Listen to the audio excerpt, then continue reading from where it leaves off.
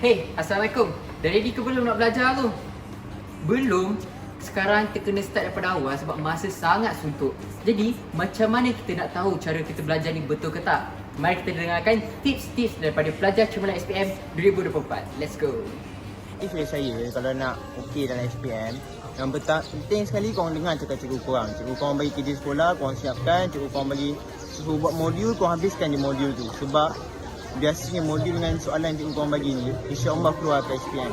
Malu nak bertanya, pastikan tanya. Pertamanya, korang sentiasalah belajar dengan konsisten dan jangan terpedaya dengan faktor-faktor luar.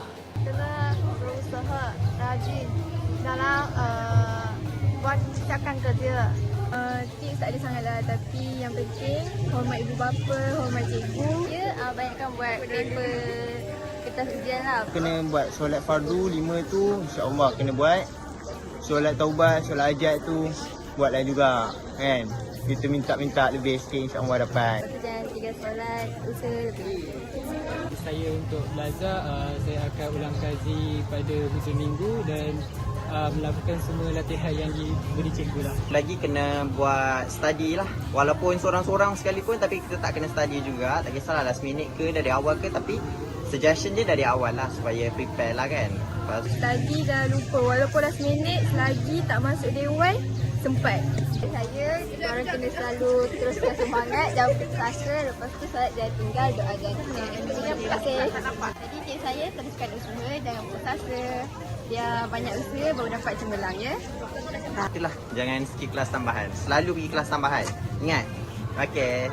Alright, kita orang dari wakil dapat 5A ni, kita nak bagi tips kat korang macam mana korang dapat 5A. First, korang kena study je. Siang malam memang study je. Sebab inilah peluang korang nak dapat ni. Lepas tu, apa lagi?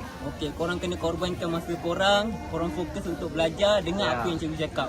Dan itu pasti akan buatkan korang berjaya. Yang penting, dalam diri korang tu kena ada hasrat.